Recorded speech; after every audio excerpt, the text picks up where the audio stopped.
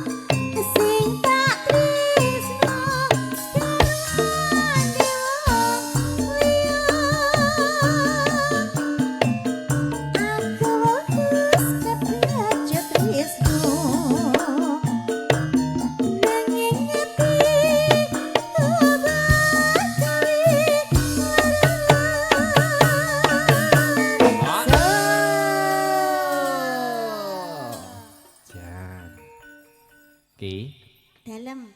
Sing para kadang-kadang tukang tampan-tampan wis jereng layar. Wis jereng tak layar. terima wong arep digulung arep dilempit. Tak terima Tibake malah dijereng nggo delok kok ya adoh men ora kurang sedak ngono lho. Yuk maju rodok rene kan ketok gendang to. Nggih. Senengane ngedoh kok ya. Iji matur sembah iki Pripun, wis tak Mbak? kurung ya. Penak sing adoh. Piye Mila to ta, Pak Pak? iki nek malah menak sing adoh iki? Ya menak sing cedak to ya. Ora Mas nek cedak marai krungu. Oh ya ngono kuwi lho mare iki. Tapi Ya ya ta, Bu. tapi menak cedak nak mulih iki gak dadak numpak bis. Oh ya. Apa iya, Mas? Kaya Mas Koirul kali manten mulih gak ngiring anten gak dadak numpak bis. Oh ngono, Mas. Heeh. Oh berarti ini Jogja ya? Jogja, Jogja saja. Menak nak mulih dadak klunturung sesuk balik Aku rene malah neh. bingung Mas, aku ki jane ya pengen kaya kancane ngono kan nek lebaran iso mudik. Saking pengenku iso mudik ki aku nek gone maratuwaku mubeng lewat jalan raya. Numpak apa? Becak. Numpak motor Mas. Numpak Biasanya motor. kan nek gone mertua kan cuma 10 menit. Heeh. Sarehna pengen kaya mudik kaya wong-wong kuwi dadi 30 menit. Sing Uri penting ra lewat gelem jalan raya. ora gelem nyewa travel nang Surabaya sik kono kok ya rada adoh kaya. Sedina lagi teko kok ya sliramu iki kok. Nah. Anjir, ibunya kok anteng tuh di situ. Jan. Ketoke masih rada kesel cik ngantuk. Heeh. Dingin tak Bu? Gak Oh, mungkin wis boten. biasa dingin kok Aku padane. tak rasanya kaya Sliramu. sarangan ngono toh. Engko ngeleo. Krungu ora arti kemuli tukang kendang kok. Kaya wani-wani yo. Nah gini Ayo. kilo. Ya. Lah Tukang nggih. kendangnya ngeten. Jos, iki pancing nggih ngeten niku ngene dia sing nggih Mas yo tukang kendang tapi ngene. Ya, iya dadi telas nih. Anjir. Neng apa siramu